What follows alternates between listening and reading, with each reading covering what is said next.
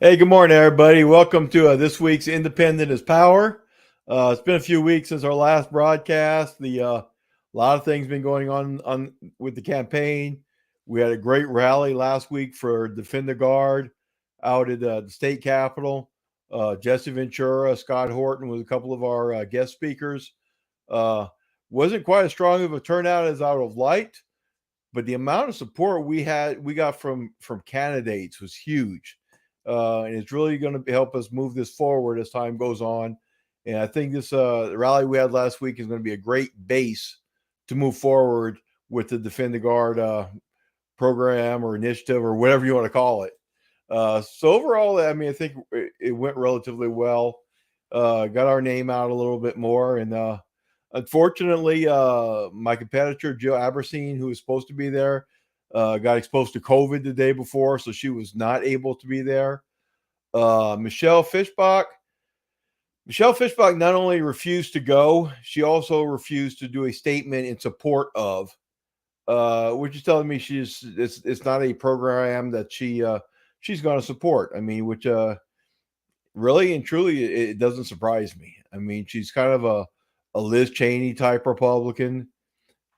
She's voted against ending the Iraq utilization of military forces. I mean, she's basically been a pro-war type candidate. So the fact that she refused to do a statement for Defend the Guard doesn't really surprise me at all. One of the things we're going to talk about today, or I want to talk about, is ethics. Yesterday, and again, it's one of those things that really shouldn't piss me off or really shouldn't surprise me, but it does. And the fact that something's wrong and people don't see that as wrong, or it's not obvious to them. Yesterday we got a mailer from Fishbach. Now this mailer did not say vote, or did not say vote for this candidate or that other candidate, but it was very partisan. It was very attacking of liberals and the Democrats, and it was basically saying how she would fight that, which to me is very obvious campaign promise language. It was definitely a campaign piece. Problem is, and you can go onto our Facebook page and you can look at a couple of my latest posts where I have pictures of it. It specifically stated on there that flyer or that mailer was paid for with funds from the House of Representatives. So they're using official funds to push forward their political message. That I've got an issue with. I mean, how can somebody look at that in her office and go, no, that's not right. That's wrong. That's not what these funds are used for, or meant to be used for.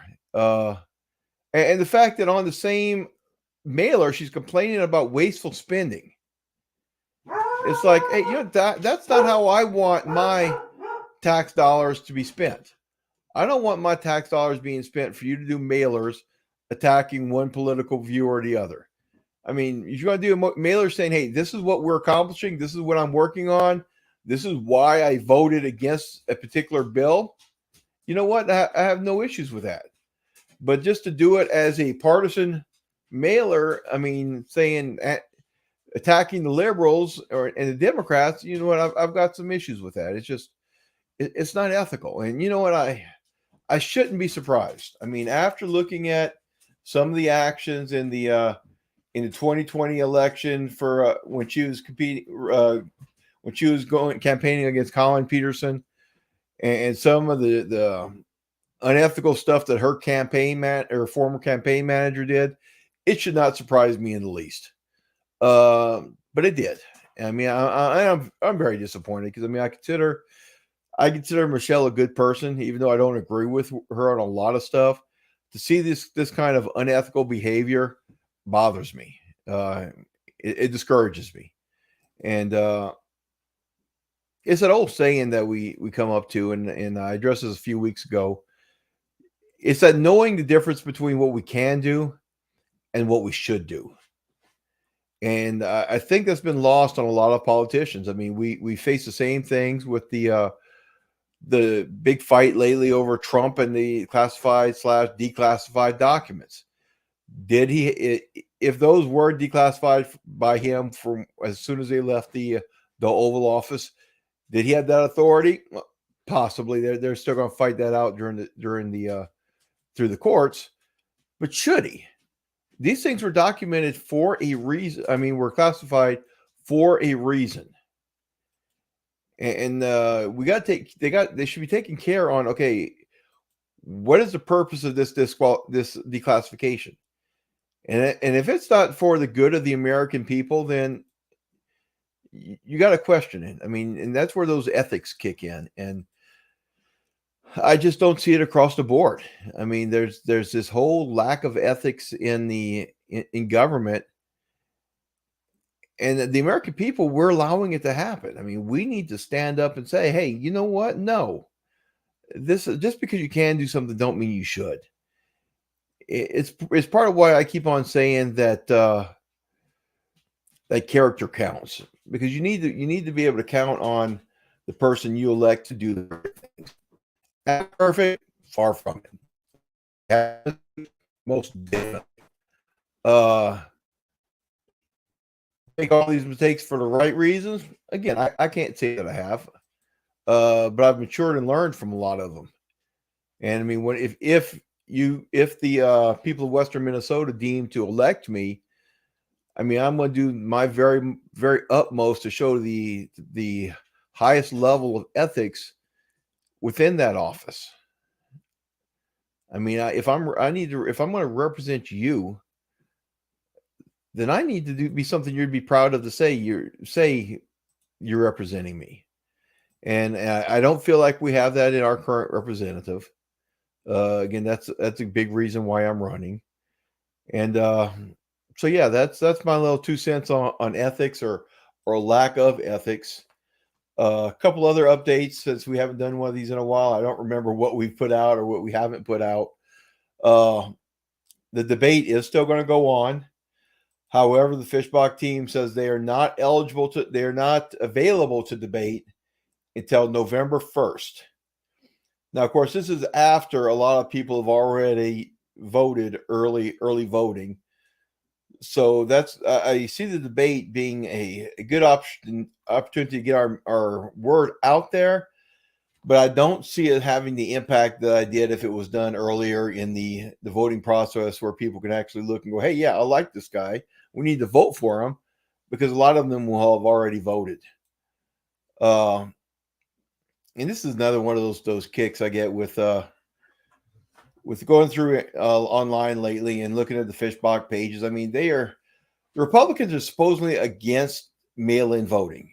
Okay, they keep on preaching, oh, it's got to be in-person voting. It's not legitimate if you don't. But at the same time, Fishbach is having all of these early voting mail-in kickoff rallies, while at the same time pushing the debate back. So it's like they're trying to make sure they get everybody to vote early before she has to be put on the spot for the debate. What are they so worried about? I mean, why don't they want you to have the information to make an educated choice? Again, to me, that goes back to the ethics. I mean, I want to earn your vote, okay? I don't want to win an election through trickery or foolery or strategic thinking. I want the backing of the people to say, yes, we want you as our representative. I am making a choice, and my choice is you. That is what I strive for. It's also what's very much missing across the political landscape.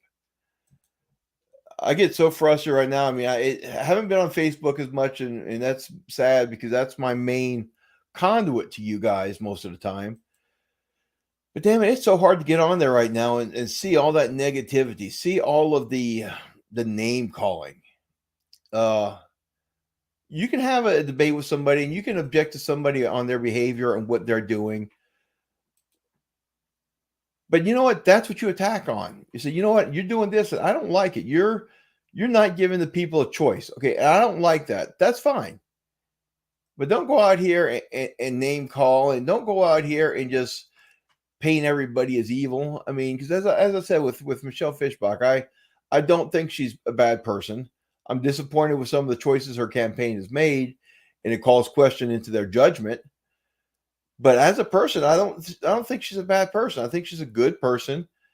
I think she and this is just my personal opinion. I think the main reason she's in Congress and fighting to be in Congress isn't for personal gain. I think it's to advance the pro-life cause. I mean, I think that's everything that she does.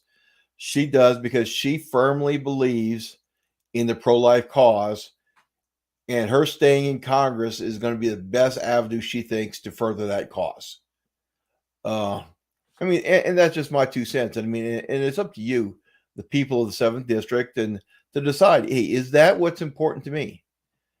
Is that the only, is it okay to forget about every other issue and focus on this one, or just do the bare minimum and everything else to further this one cause?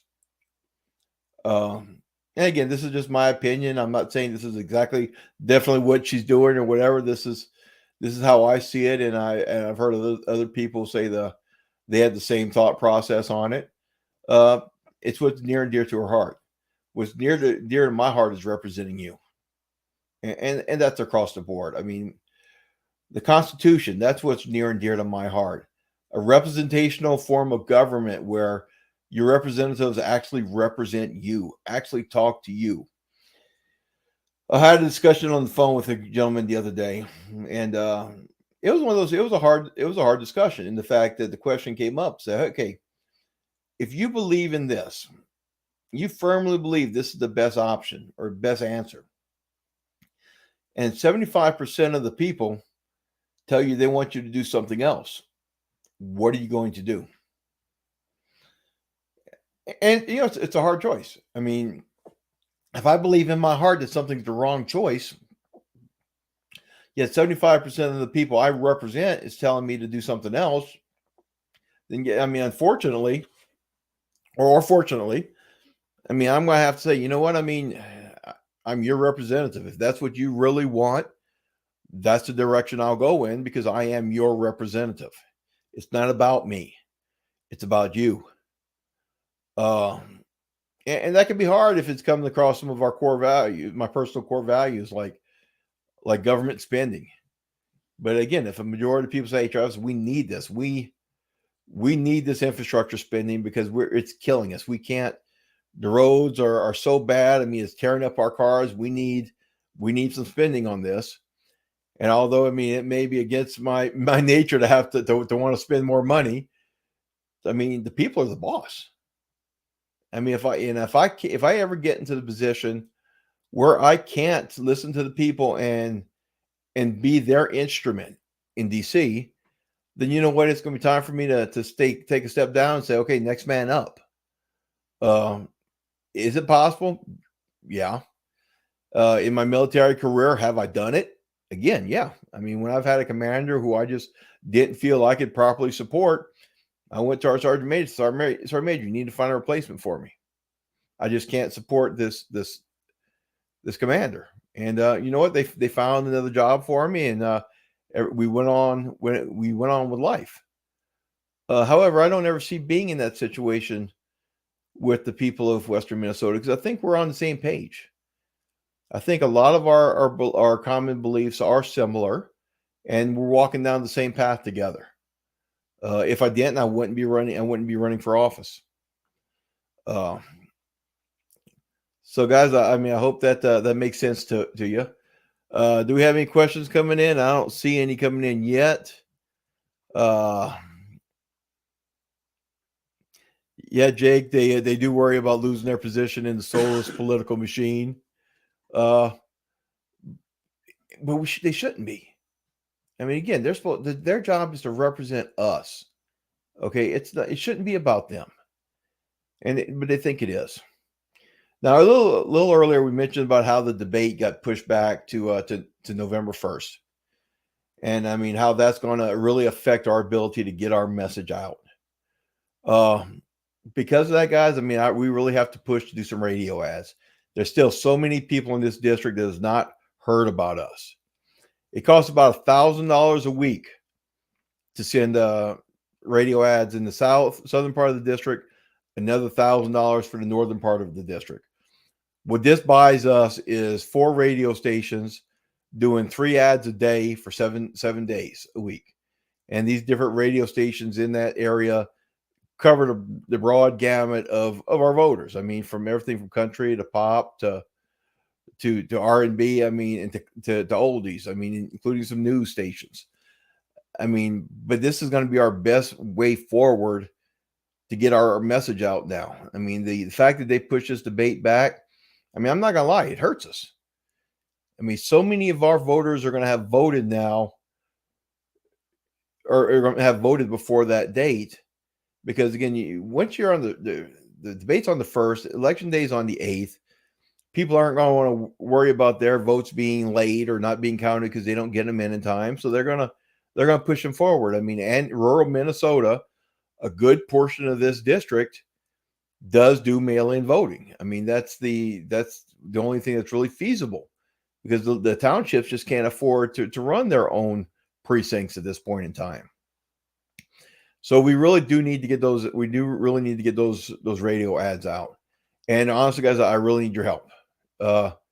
We need to raise a couple grand at least to get these messages out for at least 1 week. We'd like to do much more than that, but our kitty is empty, so to speak. So we do need your help. So please go to bulljohnsonforcongress.us. Go up to the contribute button, pull up our store, buy some of our merchandise, make a donation. Help us make this happen. I mean, I did a post this week where we expressed some of the frustration of it is because I know you guys are a lot like me. We don't have a lot of extra money to throw around for political candidates. If we're going to spend our money, it's generally going to be on stuff that we can use and that we need.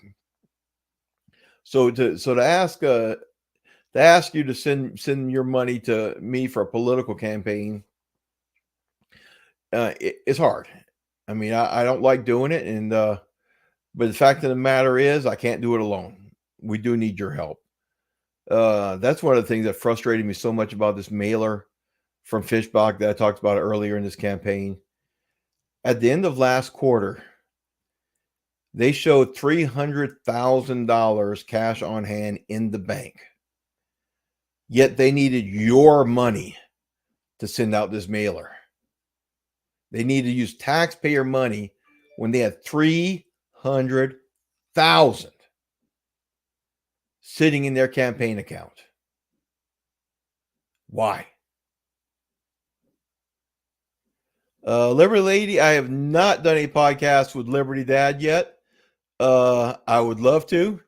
If you know him, reach out there, and I'm thinking that's DL, but I'm not positive. But anybody you can reach out to, hey, you know what? I'm shameless to that point. I will go on anybody's show at any time, tell them about us on our campaign. But guys, yeah, we can use your help. I mean, the Liberty Lady, that Libertarian lady, excuse me, just put on the link for our site in the comments. So please go down there, click if you can, donate if you can, because I mean, it's put up or shut up time for all of us. And I mean, we're down to 7 weeks. 7 weeks to change our stars, as a saying on the Knight's Tale goes, and I've used that a few times.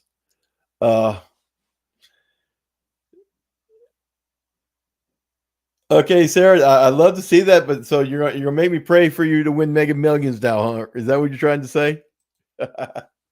Hey, but guys, I appreciate all your support, even if it is the moral support. Continue to go out there and spread our message, share our post, share our videos. I mean, we've got some great commercial ads out there that you could find on our website, as well as our YouTube channel, as well as on here. Get the word out. I mean, that's our biggest battle right now. If anybody would like to be who's watching us and who is in this district would like to host a fundraiser for us, even if it's just like a hot dog social or a bratwurst or social, reach out to us. I mean, you know what? I'm a pig farmer. Okay. I've got brats and I've got dogs. And you know what? If you guys can host it and provide the grill, I will bring the dogs down. I will bring the brats down, and you know what I mean. Just kind of social that would fit me is I'm not a wine tasting type of person. Social, I'm a beer and brats type of guy. A fundraising social, and guys, if somebody's willing to help host a fundraiser for us like that, I mean, $10-$20 a person, man, we'd appreciate it, because I mean we need all the help we can get, and if we want to be able to prove that independent is power, I mean the choice is ours. So guys, yeah, I appreciate you tuning in this week. Over the next 6 weeks, our podcasts are going to be relatively spotty, as depending on what's going on that weekend for the campaign. Because again, we are trying to get out there as much as possible. Again, if you guys want to help either with a fundraiser or even just a meet and greet, reach out to us. I will go anywhere in this district that I am invited. I think our guys down in Ivanhoe, 4.5 hours away, can attest to that. I think I've been down there 2 or 3 times already. So yeah, guys, I really appreciate all you do for us. Please continue to support us. Let's go across. Let's run across this finish line, no matter where we may end up on the race. And thanks, guys. Remember, independent is power. Thank you very much.